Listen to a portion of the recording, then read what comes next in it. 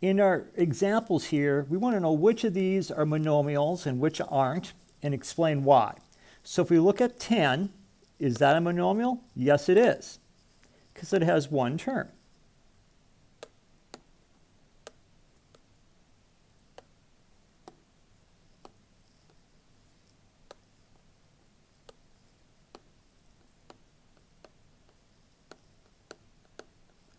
Now in example 2, is that a monomial? No, because you're doing two things. You're adding f and 24.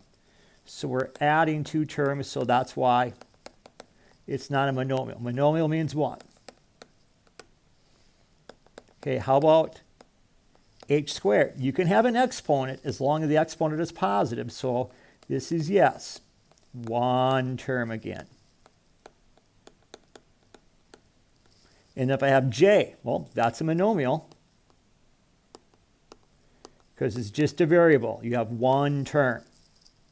Now, if I have some monomials multiplied together, let's say we have like 3 squared times 3 cubed.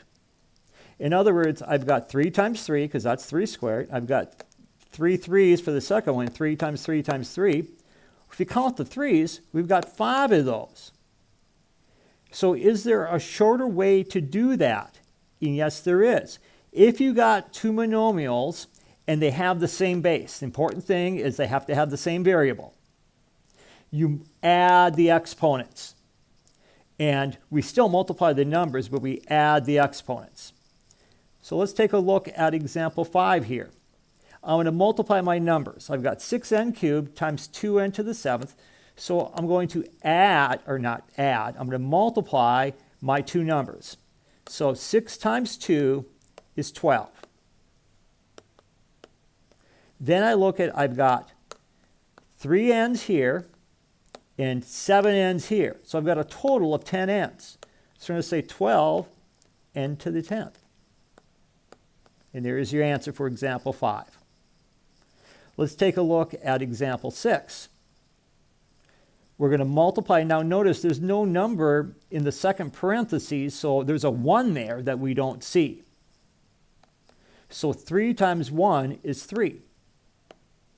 Now I got two different variables, so I'll start with the p's. I've got 1 p here and 3 p's here. So if you can write p to the first if you want. So that gives us 4 p's. So p to the 4th. Then I'll look at my t's.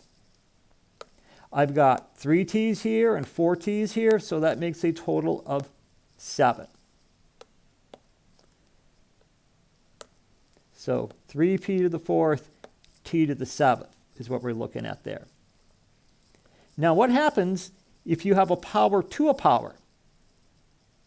Like I got 2 to the 3rd raised to the 4th power. What that means is I've got 4 2 to the 3rds. And we know now we can add the exponents. So 3 plus 3 plus 3 plus 3 is 2 to the 12th. Is there a shorter way to do that?